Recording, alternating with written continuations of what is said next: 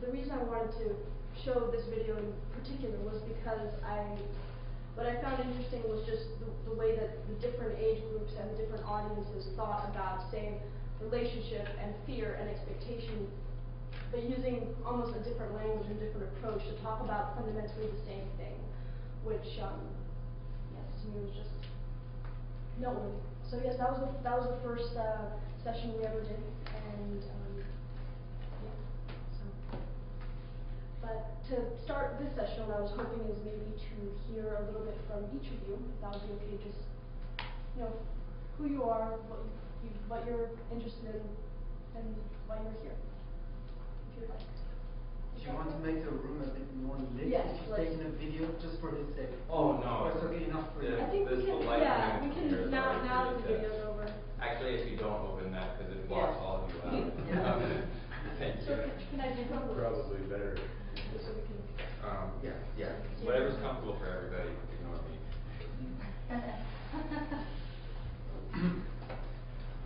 I think I first met Amanda when I was actually on a program here. It was almost 3 years ago now, I think. And I was really fascinated to learn that you were actually doing something.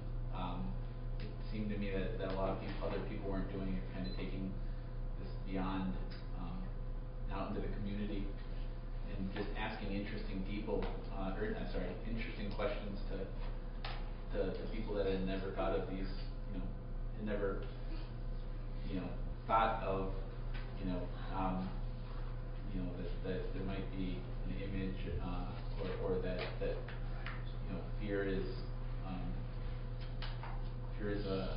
basically thought. So I don't know. I just think that the questions that you're asking are very interesting, and they're being asked in a different context, which also really neat. Please state your names also. Oh, it's okay. I'm Jonathan, but it doesn't matter.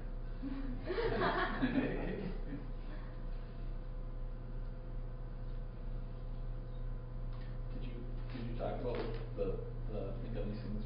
What it is? Yes, you know what, I might have started too soon. I started exactly at 2. Yes, it's an outreach program to engage young adults in some of these questions, right?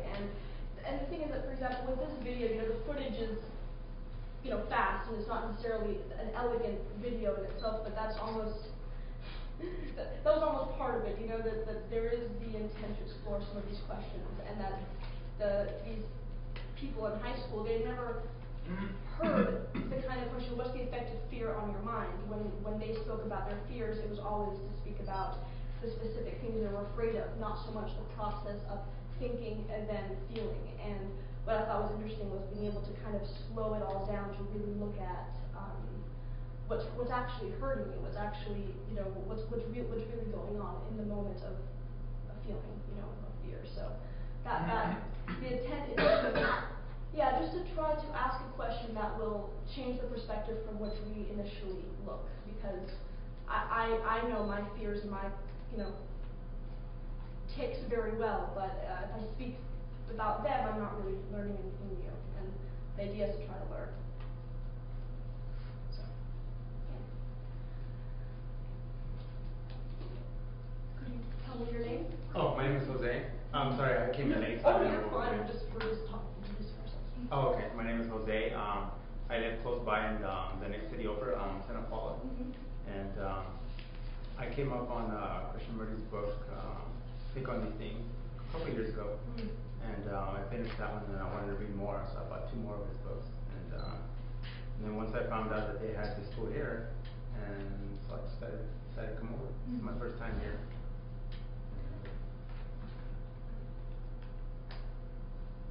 My name is Neil. This is actually my second time here.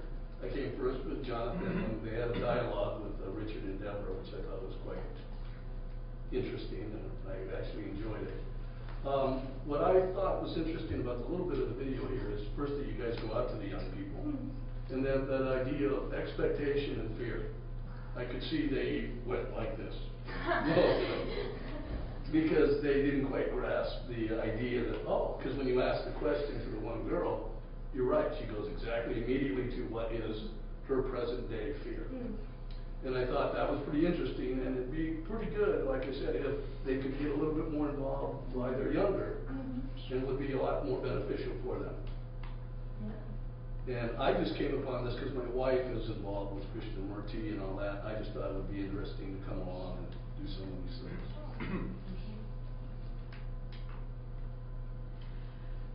My name is Bianca Dexter, and this is my second time also. And I got invited, my friend Kim. And I missed the beginning part, but I kind of heard about what you do. It sounds really interesting, and so I just look forward to learning more. And my name is Ken, and we came up from Sacramento, and Bianca invited me. This time. 2 years ago, you're like, This is my second time, so I first heard of Krishnamurti, his work in 2003, someone offered me a book, Education and Significance to Life, and it just kind of grabbed me, and I've been exploring ever since.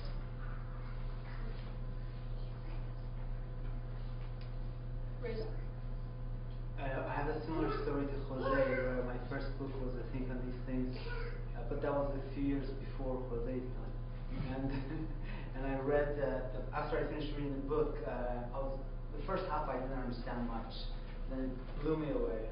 After it finished, I found the foundation in Ojai, and I called them. I said, I thought the guy was long gone. In those good old days, they didn't have a picture of the guy in the front. This is the new marketing thing, put pictures on all the books. But I had no idea what he looked like, where was he from, or anything. And they said he's talking here next month. So I went to Ojai and saw him the last 3 years of his life. That was a long time ago. What Amanda is doing is very close to my heart. In fact, some years ago I mentioned the same thing to the foundation, saying somebody needs to go out to the colleges and to the young people, because I was at that age when somebody left the book on my doorstep, actually. And for a long time I didn't know who it was. Long story. It's on my website. Anyway, but this age, people are ripe. They're dealing with these questions. They're intelligent. They're not so burdened with tradition. You hear a lot of old timers speak about how difficult this thing is. Nobody understood it and all this nonsense. But you go to the younger people, and I'm doing what Amanda's doing in my daily life practically all the time. I spend a lot of time in Europe. I'm talking to young people about this. It's not Krishnamurti. These just a set of pointers. These are key questions of life. And it's amazing how quickly they get it. So it's great. I'm Emma. I know Amanda and I came last year to Stella. I'm just wondering what you're doing. What are you typing this up? Just taking notes. Like you would do it on paper, or do it on the computer. Fair question. I'm in high school, by the way. Okay. I go to Oak Grove my first year. Lucky. Why'd you end up at Oak Grove? Well, I'm a junior and it's my third high school, but I'm going there this year because my dad teaches there in 6th grade. So I thought I'd try it out. And what do you think so far? I at first didn't like it at all. And why? Because I didn't like the student population. I didn't like them.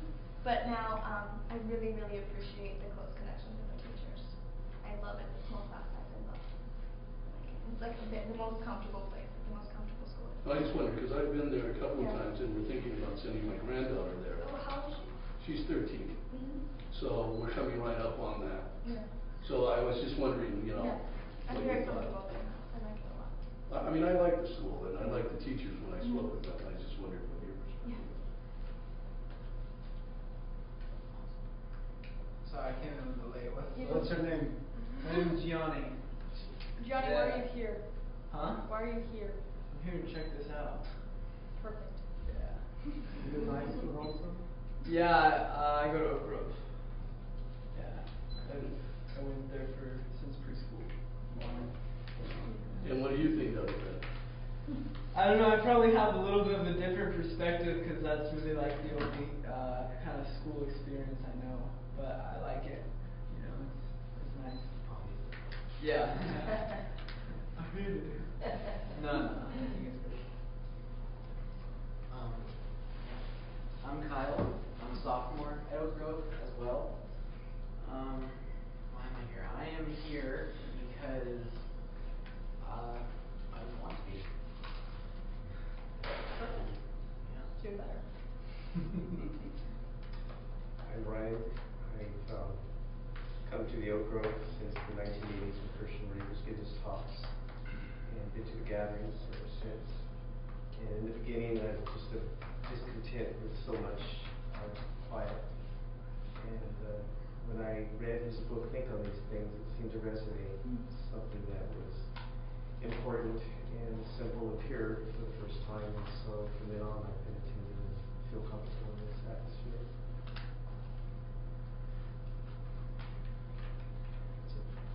Hello, Michael Lees, and I would actually like to turn it around, if you don't mind, and ask you why you selected the demographics of 18 to 30, and if you don't mind answering that question. Sure. Well, what it really was is that we thought that, elementary and high school age are covered by the Christian Marie High Schools, really. So there's already an organization that looks toward the ages under 18. And then, in terms of why 18 to 30, it was just 30 was, technically the cutoff age, but of course, we have participants that are 35, 36. But it was really mainly the young adult demographic that is in college, professional, working people that are outside high school, and not yet, say, in the bracket that's very easily reached in the foundation, which is maybe 50 and over, which is the demographic that mostly is targeted. So we wanted to tap into just, the audiences that hadn't come to the foundation to have discussions, or, mostly, yeah. I see. Yeah. A couple of things in that regard. You may want to take a closer look at beginning at 13. And I guess that's considered middle school. It doesn't matter what it's called, but 13. And then look at a media vehicle, whether it's through cyberspace or what you're doing with video, electronic, any of that, as a prototype to look at presenting it to schools across the nation,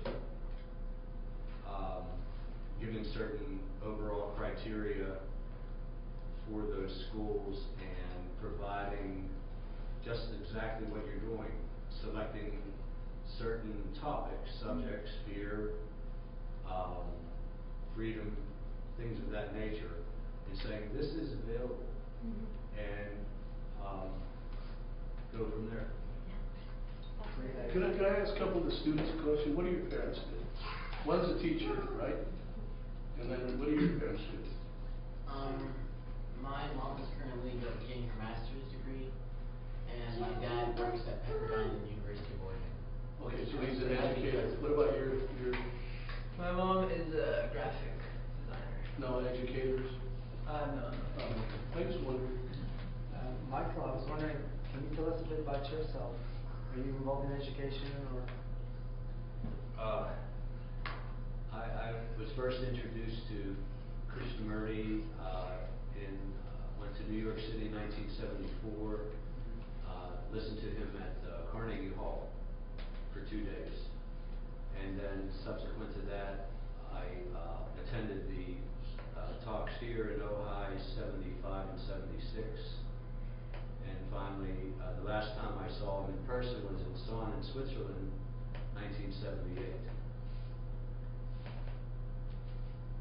Was that your question? Yeah, I was also interested to know if you have background in education also, because your point about reaching to younger than 18, I think is a very good point.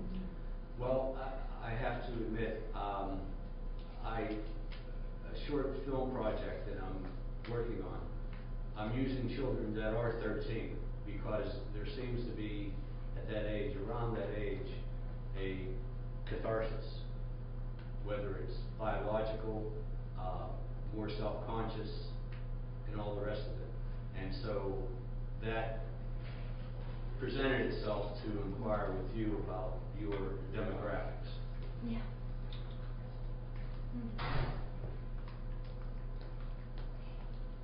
Even my experience has been that even younger children can get it. Even children. And Krishnamurti talked to youngsters, you know, from elementary school onwards. 5, 6, 7 years old. Yeah. I mean, the book Think on These Things was discussions with children who were probably quite young. Mm-hmm. I'm guessing.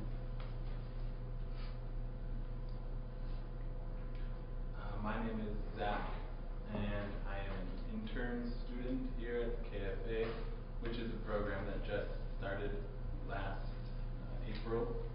And so I've been here for almost a year, living on the grounds and working 20 hours with the rest of the staff and participating in educational programs that have been dialogue and just like listening and learning, meeting with all the people that come here, and it's been exciting.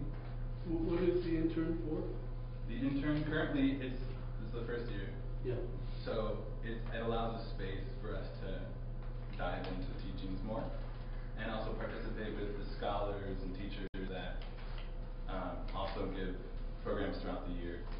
I mean, so you're intern, so you can talk about this or teach or whatever. I mean, I'm just.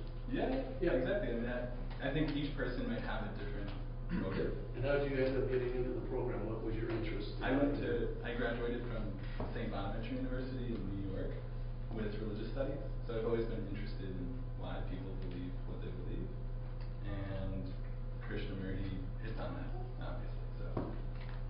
So sometime during college I came along. How did you find out about the internship program?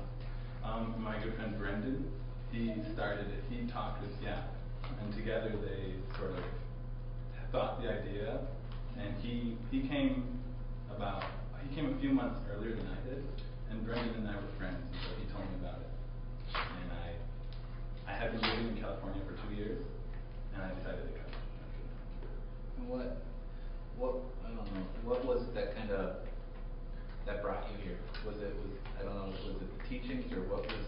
It was more so the community that surrounds the teaching, the inquiry that can happen, and just the vibe in general of that. It's sort of more open-minded, and there's this value of exploration within the community itself. And I also enjoy sort of helping set the foundation for this new program to continue into the future. I see you're involved in this tomorrow, huh? I am. I'm doing a presentation with a friend of mine, Very good. and it's going to be on communication at 2 o'clock. I'm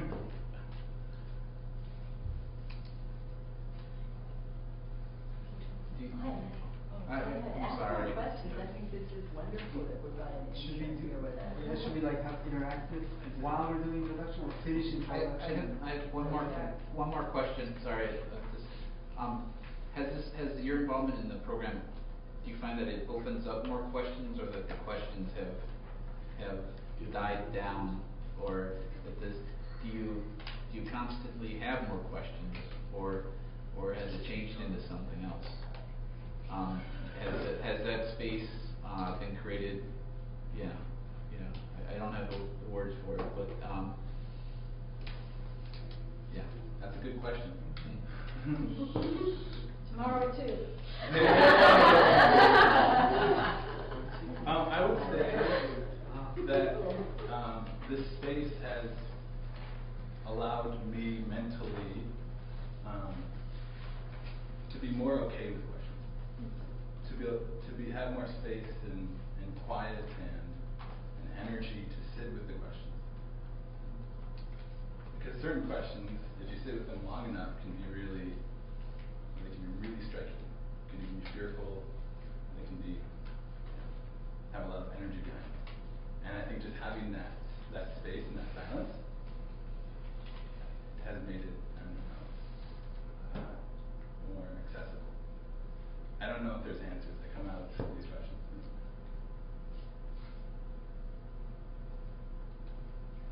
I'm Monica, and I came to this because of the title, and with slides you were doing.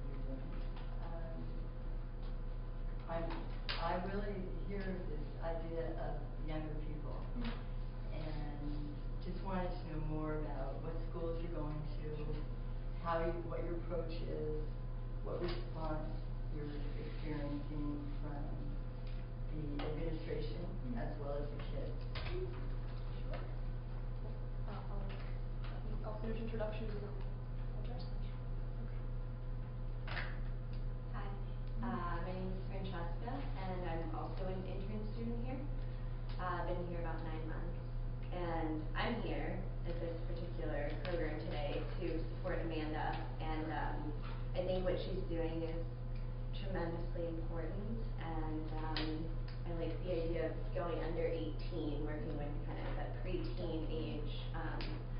It makes a lot of sense to me to work with younger children and just kind of introduce alternatives, just to introduce different ways of thinking, introduce that there are different ways of thinking, ways of being, ways of living, and yeah. How did you end up in the interim? I figured there would be, more questions. How did I end up here at the program? One of my primary reasons for coming was to have to create deliberate space for myself in my life. So deliberate space in terms of time and time with myself, time to be with myself as I was living, as things were Where did happening. you grow up? Pittsburgh, Pennsylvania. So.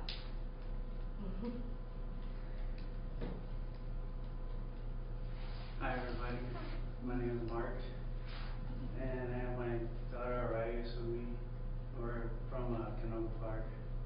I've been listening to KPF, and they have an hour of Christian Emerging. So they mentioned the annual event that takes place out here, so we wanted to come out here and talk about his teachings and check this place out and support the foundation. Do they have it every morning or? On Friday mornings, on my way to work, I listen to it. So from 4 o'clock till 5 o'clock. In the morning? In the morning, yeah. Yeah, and I can hear, it sounds like they have it outdoor where he's just, speaking to a group of people outdoors. It's recording, you can hear the birds, and probably around here. Yeah, probably in Omaha. Yeah, or maybe in another area. So anyways, we wanted to explore this place, the educational center, and maybe learn more about it. If you want later, I can take you and show you where he spoke with birds were. Oh yeah, that would be nice. Yeah. No, or show you where it is. All right. Cool. So yeah, I want to say thanks too for putting together this program. We support you. I'm kind of dealing with him. I'm along with him, and I also listen to the same radio program. As far as reading, I haven't read much of Christian Murray. I read some of Eckhart Tolle, The Power of Now, that kind of stuff. I come from a traditional religious background, so I had to find out that there's a much deeper, more incredible, awesome, mysterious mystery that's under all of that. And that's pretty much my main goal in life, is to be in touch with that as much as I can. And I think what you're doing with young people is wonderful. I think 13 was probably one of the most intense and somewhat negative energy period in my life. So of all people that all need this help would be that age, that transition age. It's generally pretty challenging and charismatic for a lot of us, I think. Myself especially. So anyway, I really appreciate what you're doing. Eckhart Tolle studied Christian Murray. Yeah. Well, I think it's all kind of connected. Anything that's going more to the mystery is what I'm interested in. I'm Lisa, and teach high school science, not at the Christian Murray School. And I'm here because I got an email from your mom saying, go. From your mom's estate, yeah. She's probably watching right now. No, actually, I wanted to get in touch again with these questions. It's been a long time on a kibbutz in Israel that asked these questions. We read Krishnamurti and talk about things, and that's why I'm here. Is this webcasted? To my understanding. Miss Bella. Bella. What's your name? Bella. Bella. Beautiful. Yeah.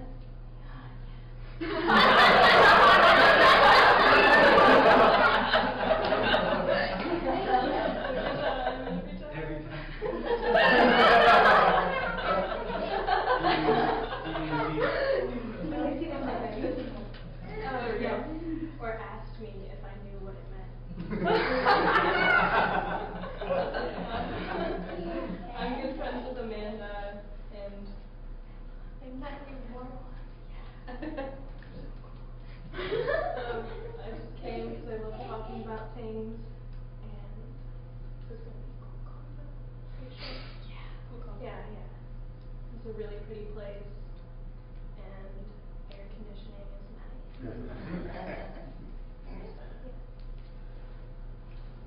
My name is Joe. I came to sort of check the place out. I haven't been around here, but I just got out of a program sort of similar to the intern program, only it's more from a more traditional yoga standpoint. And I think it's funny, I read a little bit of Krishnamurti while I was there, and his approach is so perpendicular to what I was in, which is sort of a guru system. So you are working with a doctrine and everything, which is sort of the opposite of what I got from Krishnamurti when I was reading it, which is sort of interesting. I can tell both work, but of course I haven't tried long enough to confirm that. So just gonna check the place out. I've heard a little bit about this program, and it's pretty interesting. So figured to drop by. So you read some Krishnamurti?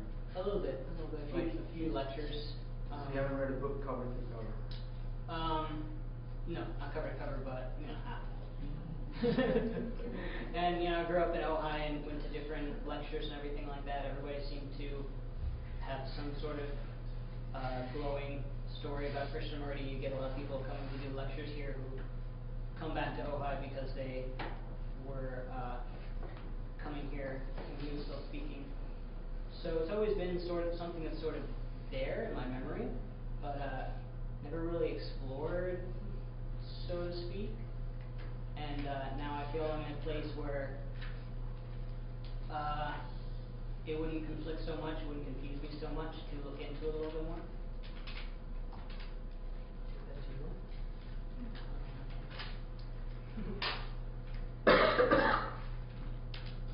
So, in terms of the approach, I think Martha, you asked about the kind of how it's done. Whatever it is. It's the executive director of the foundation, Yap, he created the program. So what we try to do is we go to we've gone to Oxnard High School. We've gone to we're going to UC Santa Barbara next week. We've gone to UCLA, UC Davis, UCSC. We've been to most places in California, and so in that sense we go to universities to do kind of what's happening here, which is go into a place. There's some people, and there's some things maybe on my mind that I think could be interesting to talk about, but I really try to not be married to my program because the energy in the room and the people in the room will essentially dictate what we talk about because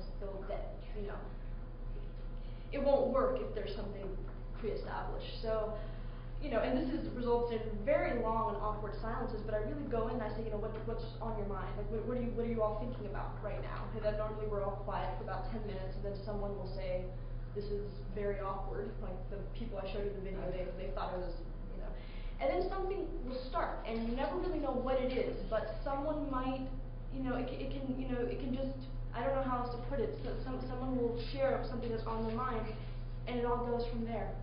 And for me, the lesson has been, to be okay with silences, to be completely okay with any direction it goes, but just to, my intention is just to, look at whatever's happening. So that's really it. And well, I think it's great that people are welcoming you. Fantastic. Yeah. When people went to Krishnamurti to do, for a while he was giving personal interviews, and the report is that sometimes for the longest time they would just stay quiet. Yeah. So, if we then might start in this vein, can I just ask, what's on your mind? This program. This program. I mean, what he said, sorry, I don't want to take too much time, but what Michael said really ignited me. He's talking about using mass media. He's not talking about just going to 1 or 2 or 3 universities. He's saying going to undergrad and high schools. So I think this is definitely a good thing to start thinking of how to take this on a broader scale. Well, the idea that it's by attraction and not promotion, I think is one of the reasons that I got here. Because things that are promoted, or if they have that feeling, I usually am not as interested in those as ones that I come from. So there is that question as to what our place is, or whatever. I mean, I'm not even close to that, but I think it feels more like, because I came up on the book, searching for other books. yes. When I bought Krishnamurti's book, I also bought 3 other books that I read, and I thumbed through and I was like, oh, this doesn't feel right, or just I don't agree with it. I put it aside. Started the other book, same thing. Started the other book, and then I started Krishnamurti's book, and I just started reading. I read it, I read the whole thing. So it was like, and it wasn't something that was advertised to me. Somebody didn't give it to me. So I came up on it by myself. I felt more like it was like some sort of secret, some sort of special thing that was there for me, that had that kind of quality to it, which I think is attractive to young people, like that 13 age when, you're going from being a child to all of a sudden people have all these expectations from you, so it's like, you have that, like that feeling like, oh, this is my thing, like you want to identify yourself with that, What bookstore, where were these books that you got? I'm just curious. I got them at Barnes & Noble, or I think it was the other bookstore. I can't remember what it's called. They closed it down. Borders. Yeah, Borders. But this idea of just the silence and then questions evolving, it springs from them. Because the thing is that what most of, at least the young adults that I have in contact who go to schools are used to is that they sit and someone comes and gives them whatever they're going to be learning, whatever they're going to be asking, whatever the initial standpoint is. But if you sit in a room in silence and you let the people sit with their own silence and realize that if anything's going to happen, it's actually their responsibility to generate it, something a little more authentic might come alight. It doesn't, to me at least, it doesn't, the response is genuine from the beginning. Almost. That's how I felt when I, because for me, I was only 18 when I was in that room, and everyone else was my age, and I'm just kind of sitting there like, just not knowing what to do. But then that in itself was something to look at. The fact that I was terrified, and then when I was talking about fear, I actually was talking about fear. I wasn't. So. Did you videotape all of these sessions? Yes. That by itself can be very valuable for the kind of thing Michael was talking about as well. Oh yes, and the thing about the only reason we didn't initially start with the age 13 is because I had interviews with 12-year-olds and 13-year-olds, but I haven't broadcasted it. It's just because I never was able to tap into like a school that would let me go and interview all of their 6th graders or 7th graders. That was a little more difficult to do, but I mean it's completely possible. And our focus the first 2 years was to build a very strong base of young adults, which we've been doing. And I think that clearly, 13 is When you go to these places, or before you go, what resistance do you get? Meaning from the schools or the administration, or do you get that, or everybody says come on? No, not everybody. I mean, most people don't write back because I'm not an expert whatsoever, and most academic institutions have the policy that unless you're an expert in your field, you don't speak about anything in their classroom. So mostly I either get ignored or invited. It's one of the two. There's no resistance in the middle. So yeah. You can team up with somebody with credentials. That would be great. Maybe. Why do we want young people to be exposed to Krishnamurti? What was the question again? Why do you want young people to be exposed to Krishnamurti? Can I answer that? Go ahead. I mean, in my daily life, it's not that I want it. I'm riding trains and buses and so on, and the person is smoking or is unhappy or has another problem. We start talking, and they deal with problems. Krishnamurti, early on in life, he said his goal was to heal the mind of humanity. When we talk about these subjects, it's literally healing in a way. It's insight. It's not something that I do, but it's bringing up these subjects, often things that they don't even question it themselves. And so, in other words, why? Because these people have problems, and these teachings can help them. And if I might add to what you're saying, the way I see it is that many young people that I'm in touch with, they're angry, and there's discontent on some level, because they're saying, go to college, and then you'll have a job, but that's not actually really happening. And many institutions that even the freest institutions seem to still give a formula. So there seems to, there's a lot of discontent. That's what I've noticed, and in myself as well. So Krishnamurti's thinking isn't the solution, but it's a tool to maybe look at your discontent and to not even do something about it, but it's a different way. It's giving people a different way to look about things, and I think that is what I think is sorely missing. Just a different perspective, a different way that you could live without the, not question. Just I don't know. Yeah. Can I add to that? This morning we had a session with Michael Mendiza, who's done a lot of research on children, and psychology of children. What he was saying was that children are hypnotized. They're living in I don't remember the exact words, but their brainwaves is like in a dream state or a hypnotic state, or they're living in a fantasy. And the reason for that is because of this evolution. And if they actually see the kind of society they're being led into and the reality of it, might be very bad for them. So the way evolution has made it is that kids live in their own world of fantasy, Now when they get to be teenagers, it's a transition from a child and an adult. I remember this clearly in my life. In Switzerland, for example, where I spent a lot of time there, it's a very rich society. The suicide rate, especially among youngsters, is very high. Why? And I talk with these people all the time. The reason is because they say these adults, I don't want to grow up and be like them. Although the society is perfect, it's utopia, it's rich and so on, So that discontent she's talking about goes hand in hand with being, getting introduced to this new life they're going to be living in. And another reason for going after this age, or introducing these ideas to this age, is that they don't have this burden of the tradition so much, which blinds literally. So a lot of older people, the self is so strong. I think partly about what he was saying earlier over there was that when he said hypnotized, he meant you are your adult's world. As a child, you're brought up by your parents and you are living their world. It's when you come to this age, like he says, 13 over there, and now is there getting resentment? Do I want this world? This is what it is. And I think what the Krishnamurti thing does, at least from my perspective in looking at it, is that it opens up people's minds and gives them a little more options.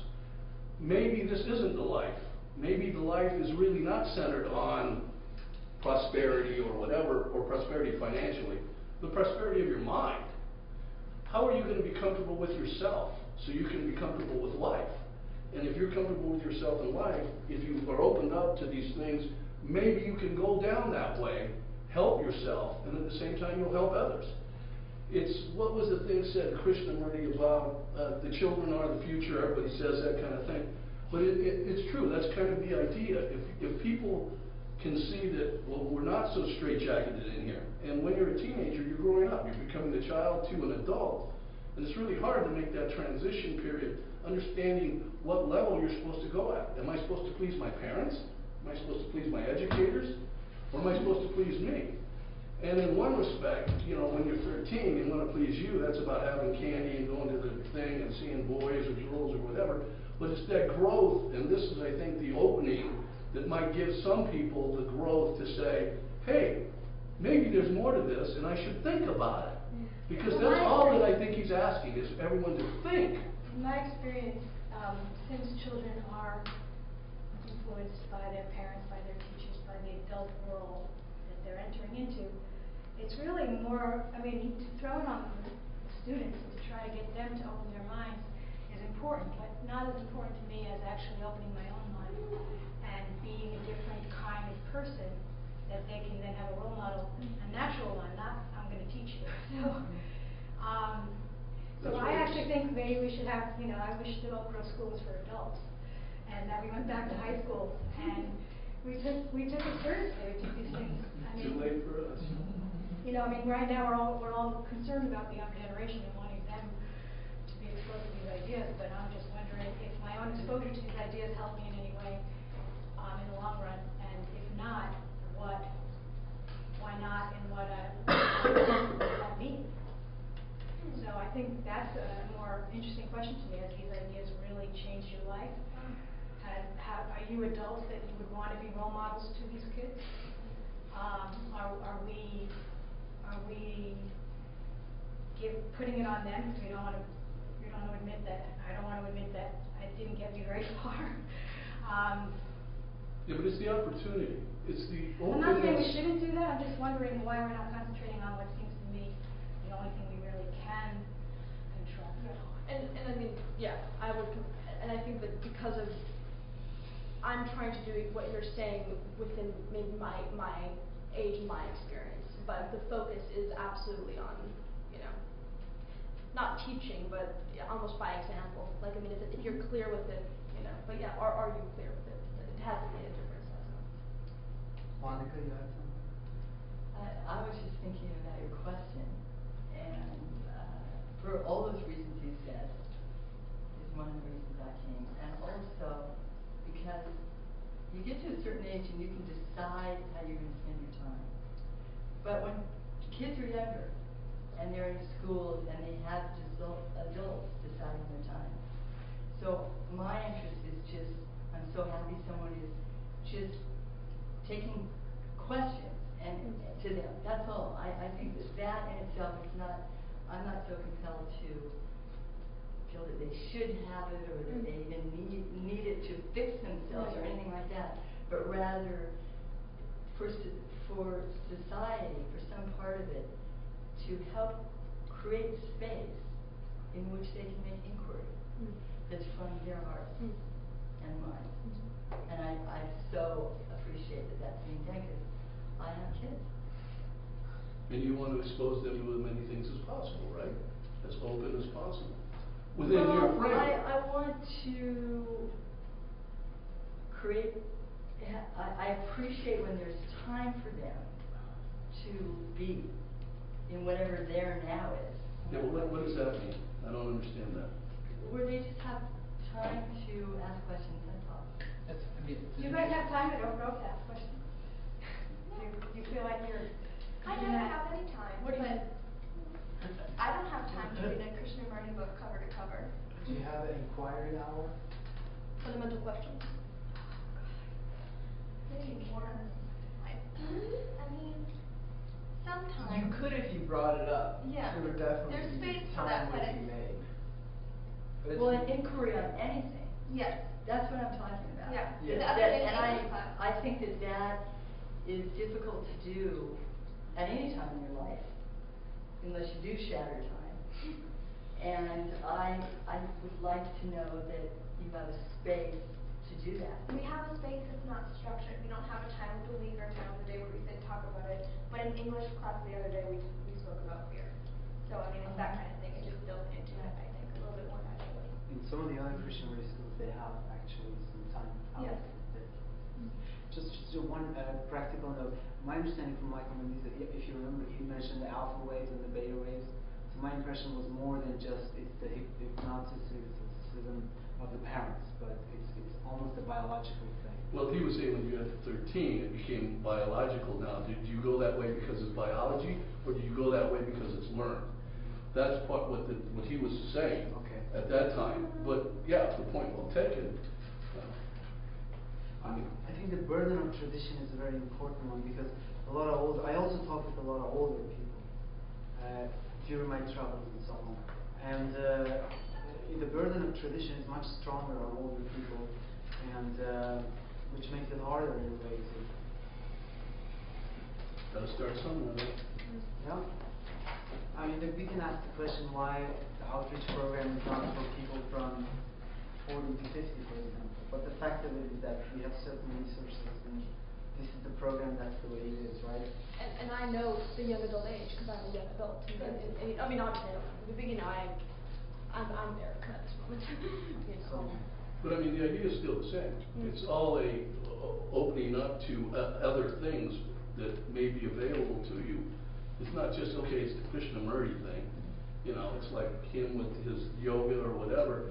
He talked about a parallel course. But I mean, I think Krishnamurti's thing is not, he never said do as I do. It wasn't that kind of thing. It's to do. To be and to do. Question everything. If you want to, but have the ability to.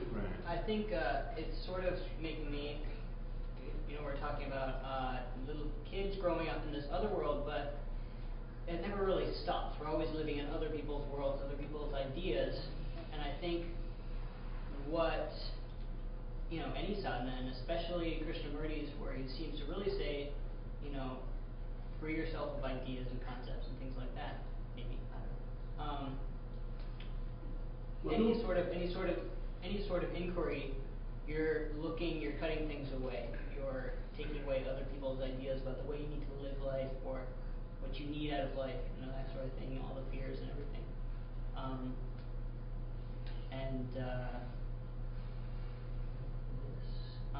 Yeah, it's just, you know, as soon as we start to inquire, it doesn't mean we're not living in someone else's idea. What do you mean by we're always living in someone else's idea? Well,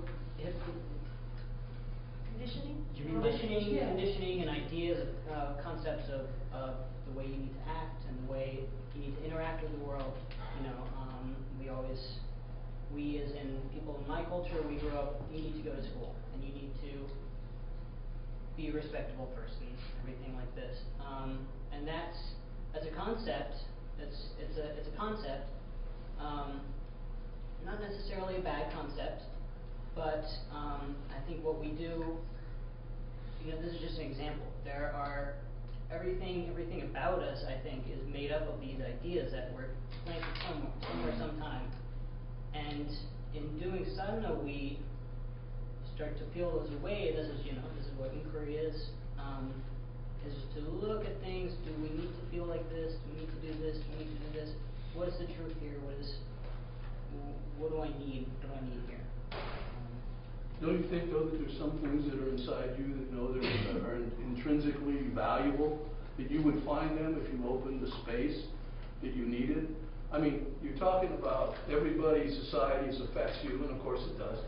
But what we're talking about is opening the space, so even though you have to live in this society, you still have the space to have made your own mind and go your own way, given that there's going to be intrinsic human values. You're going to say, I'm not going to be an idiot to this person because my natural state is to be nice to that person, or whatever it is. Yeah, I think that these things, these ideas, you could call them objects, and the space is that intrinsic human value.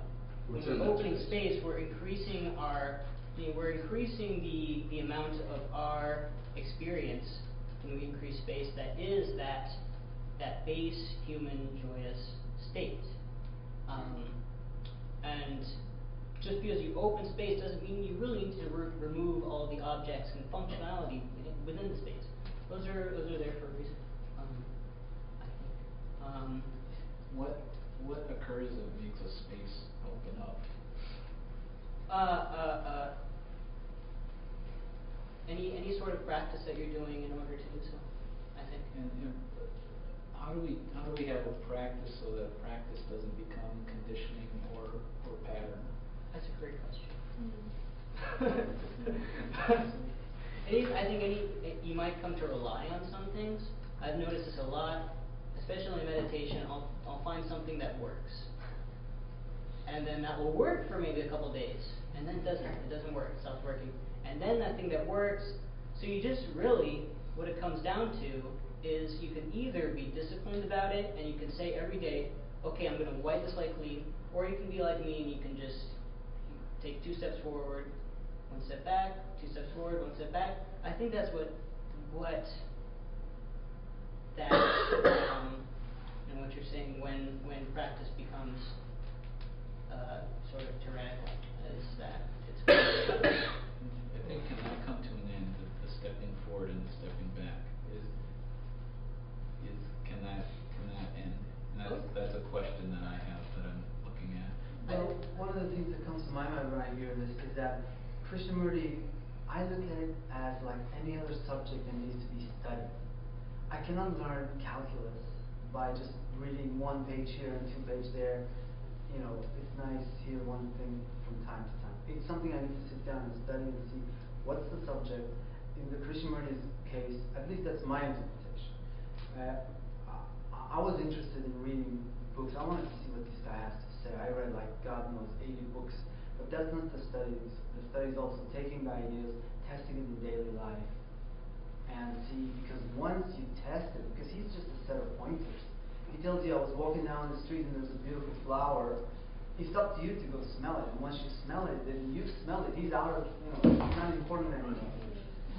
So you're okay, sweetie? So my question to Amanda along these lines is that where do you lead these meetings? How do you finish your meetings with these kids? How do I finish the meetings? Like, what would you do? You propose a next step? Do you recommend some books? No. Krishnamurti does not enter the conversation At all? No. Only if they come up to me and say, where's this from? Because I'm not saying, oh, this is all my idea. I mean, I'm saying, I come from a nonprofit, and then if they're interested, I'll refer them to the books. But I don't want to sell anything.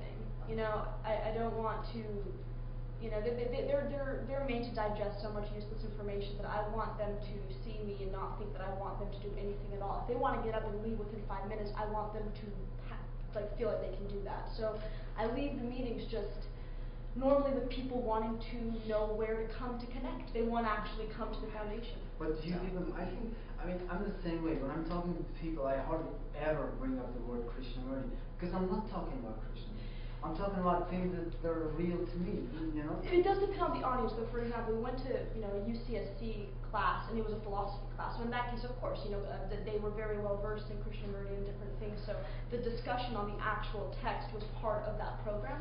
But a lot of the time, just like I said today, I said, what's on your mind? And you mentioned the program, but someone will just say something, and maybe they just had a bad morning, and we go from there. Sure. And that's the entire program, right? Don't you think it's a good idea at the end to put a slide, don't put KFA's website, forget about KFA.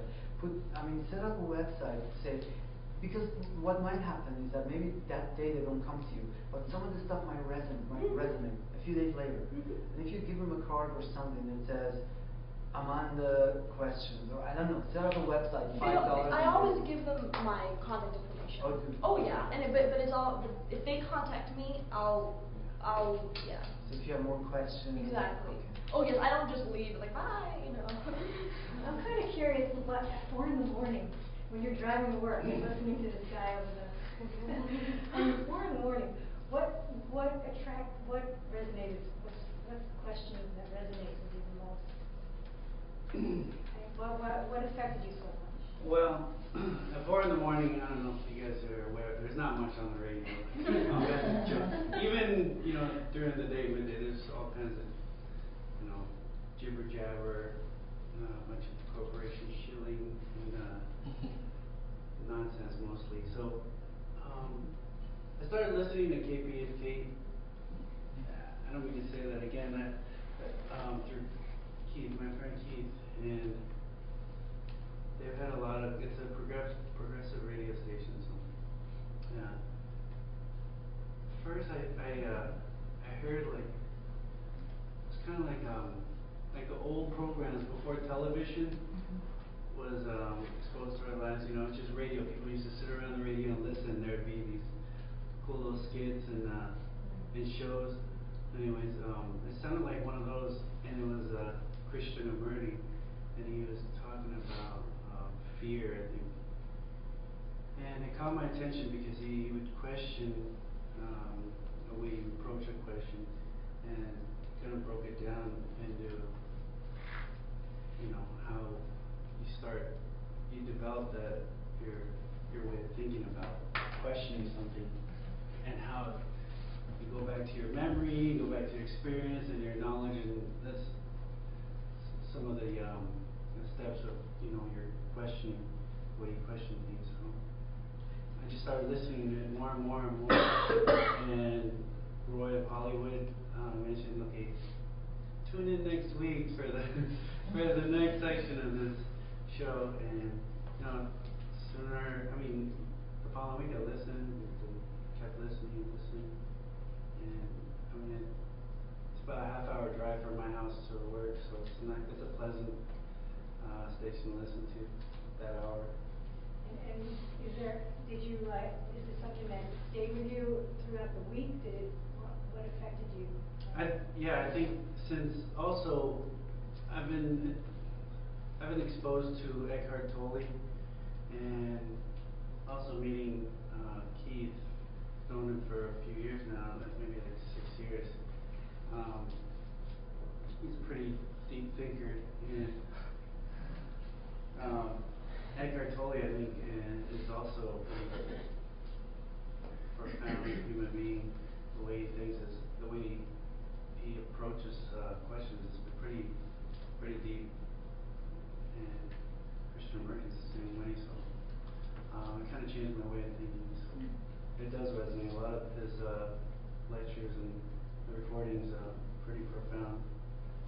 And so I think it's great if we can expose the new generation and the teens to that way of thinking, and more, you know, cognizant about what's going on around them, and you know, not just outside but in their homes, because we all live in a really busy lifestyle. Everybody's busy. Both parents are working, hardly any time for their teens, and teens are they're consumed by social media and social network.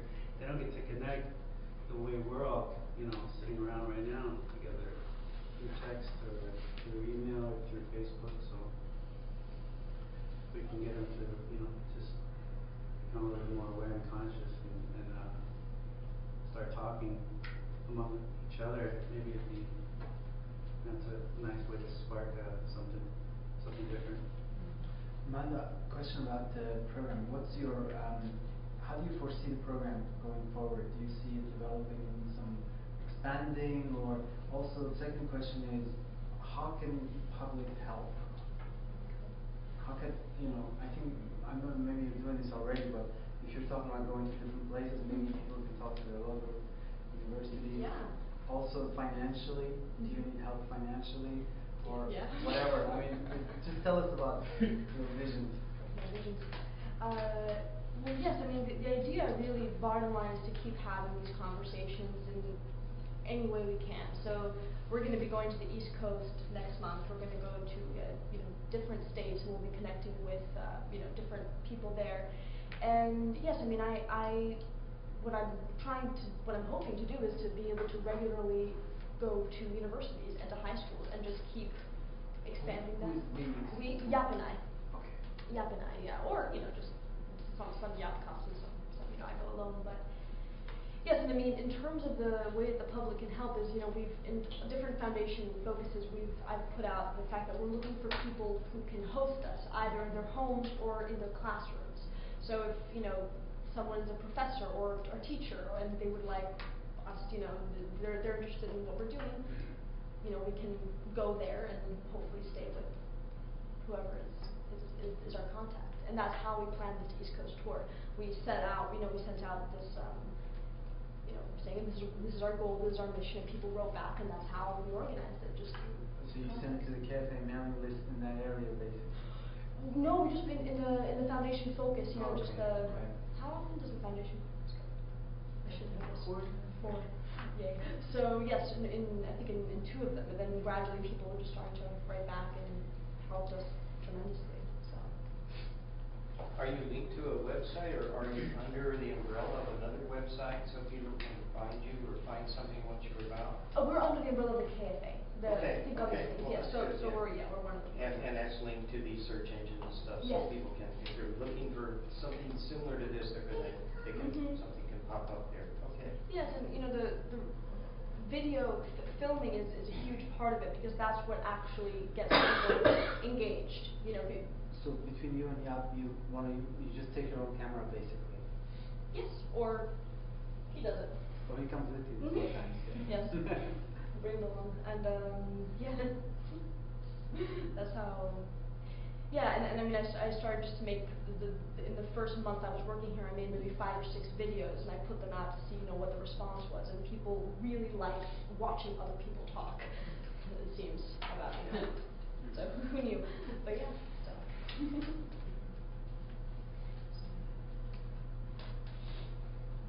No, one of the things that came to mind when I was listening to the young man over there speak is about my own going through my own teen years, and how important time that was for me opening in what I call spiritual days and beginning to question. I was brought up in a traditional Christian way, not too rigid, but where we were expected for a long time to go to church every Sunday morning.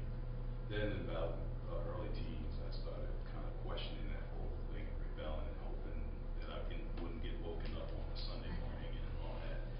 And but I learned there was something that was not settled in me about it all, and I began to honestly take a look at that, or take a look from that, or just allow that to be in the space, the narrow space that was available from my view at the time. And I began to see some things, and I didn't even know what questions I had. I was just following the feeling, and I was getting answers. And the answers were started restructuring everything in a very good way. That whole period of my life was unfinished in the sense that I felt like there was so much more to do, but the structure of society felt like it was kind of dictating to, and it was hard to navigate. I made the choice to go into the structure rather than to challenge it where I was, and then I kind of felt like over the next few decades, I kind of was stuck.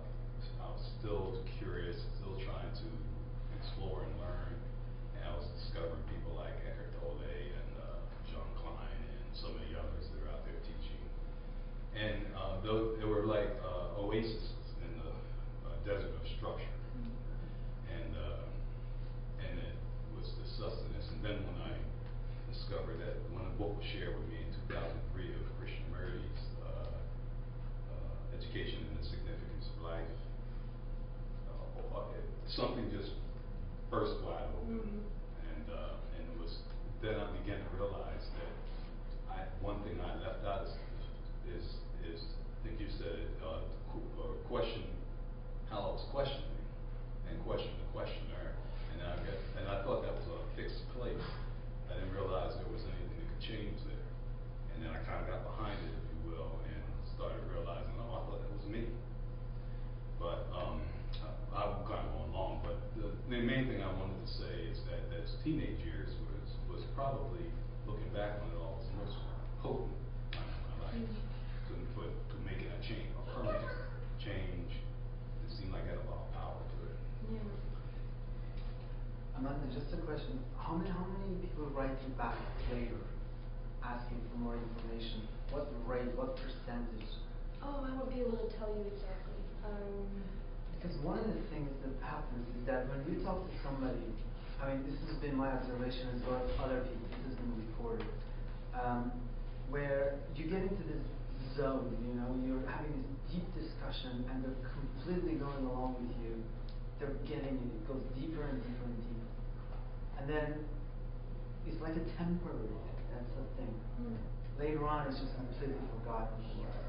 So I'm just thinking, you're putting all this effort into doing this traveling and so on. I'm just wondering whether it's worthwhile being a little bit more assertive in terms of telling them about K, or at least recommending a book, maybe. Sure. Say, think on these things, read this, for example. Just an idea. I would question how could this be remembered or known or something that can really be retained in memory? Well, my point was that one session is usually not enough. So if she has this magical session with these kids, and then gives them something afterwards, say, here's a book, send them a link to the download, and say, if you like, make a donation. Actually think on these things and other books, or everything is available for free. I mean, I know the foundation wouldn't do it, but I don't send it to people. Could you honestly say that you would have ended up here in any other way than you did, than your own experience? It seems like the theme in this room, from what I've heard, is that a lot of people just stumble on this, and to try to go about it like that seems like it has too much attention and wouldn't work anyway. This is a common question, and there's something that seems wrong in the whole. Not wrong. Wrong is the wrong word. So there seems to be another question that's not being asked. Do you promote it? Do you not promote it? Somebody gave me a book. Was that promotion? No. Maybe. It's exposure. The question is, how are you going to expose it? It's exposure. And if you ask a question, if you form a question in your own mind because someone gives you the space to do it, I don't think you're going to forget that. And the other thing is that that was not what I was about to say. I think that these kids are so smart.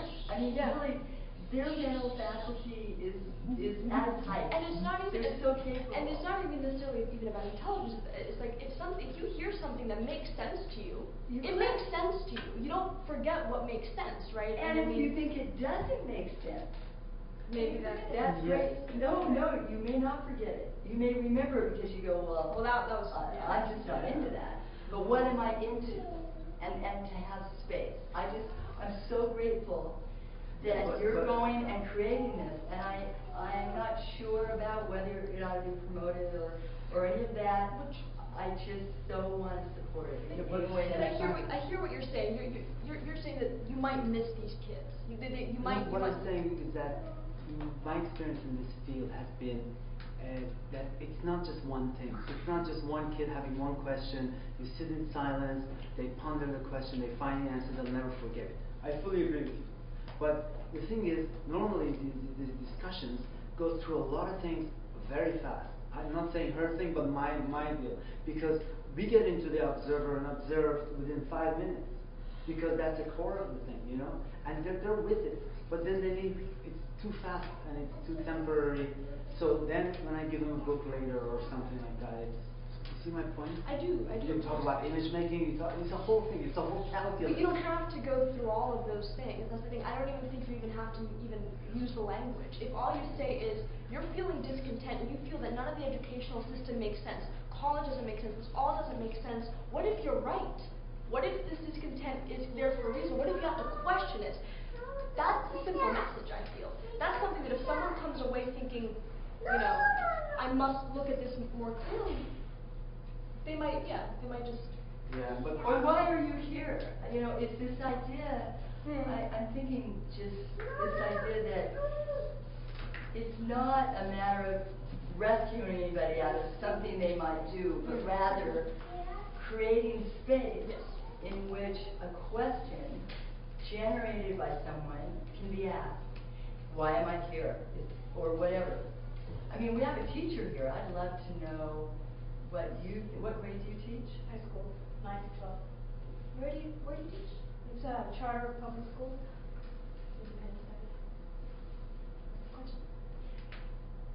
Well, we're talking about this idea of bringing in books and feeling compelled, I think, if I'm correct, about making sure these people get this and that they have a resource and all that. Or, what is our question here? What is the quest? Let's think on what this quest is, I guess, is what we're talking about now. Yes. Man. So on one extreme, you have Hare Krishnas, for example, going out, giving out free books to everybody and their mother. So we're not talking about promotion here. I'm not talking about aggressive promotion or things like that. But what I'm saying is that since you're spending all this money and time and resource and energy reaching out to these people, having some level of depth of discussion. I think that we shouldn't be too shy about putting out a link up there, giving them some names of books. On this subject, you can check out these books. I think Let this me is ask something perfectly here. okay. We've been doing this for about an hour. So maybe I'm mistaken, but I thought this was going to be one of those discussions where we touch upon something deep. Was this about a strategy, like educators sharing a strategy on how we can spread the word? That's what happened. Okay, that's what happened. That's what happened. I mean, again, whatever happens is you know. But it wasn't just how we can spread the word. It was also, I think, what you volunteered, what is being done. And you've explained what you're doing. And I'm interested in like that moment where your heart opened, everything opened up to you. Yeah. I mean, that's a fascinating moment. Yeah. How often do we go through that? Yes. And you won't go through it unless you're exposed to it, and maybe it took you, Well, you know, I don't know. but it took a few years and then pop, right? So what did that The pop? structure What of actually my happened? family was not such. I envy you, children, the young folks, excuse me, for having the opportunity to have gone through Oak Grove School for your entire school up to now, for some of your school up to now. You know, it sounds like such a wonderful experience from my perspective. I went through the normal public school system, and I think it was just the curiosity that made the space. But I thought that time period was so important, that between 10 and 20, well, 12, 13 and 20, whatever, that time period was very important. And you would want someone to expose things to you, right? Yes. So you could pick. Yes. To free up your mind and space and say, hey, maybe I'll check this out. And to take advantage of that time period. I would have just liked somebody to listen. You know, that was what I wanted. Somebody to listen. You know, and even if someone even would have asked me a question, that would have even been better. or this idea, do you have any questions? Yeah, I mean, and it didn't. So maybe that's what led me here is the fact that didn't happen.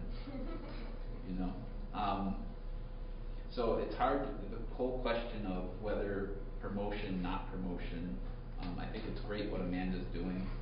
I think it's evolving naturally, and I love the way, you know, even the presentation about.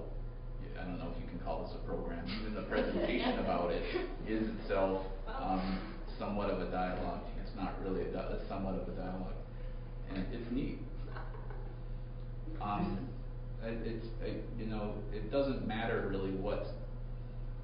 You know, always there's this thing that says, well, we should be really exploring something that's awesome and that's new and that's truth and that's.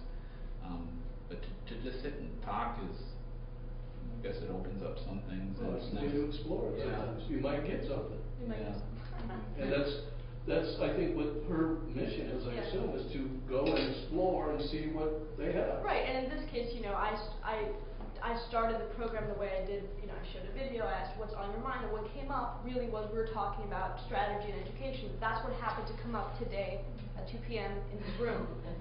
So that's fine. That's perfect. Tomorrow at 10:30, something radically different might come up, and who knows? But you know, that's the intention, really, just to hold the space. Something I think is funny, which is just the way that this program works, is that the place that you're going to show someone young something that really matters and something that really hits them, it's just such a serendipitous kind of thing. It's that just to say that we're going to promote it this way or that way. They're necessary just because you need such a wide area. You know, you need something. You need a program that can just say, we're going to talk about this today. We're going to talk about that. You know, for someone, all they need is a book. For someone, all they need is like a class to drop into, or just someone to talk to. So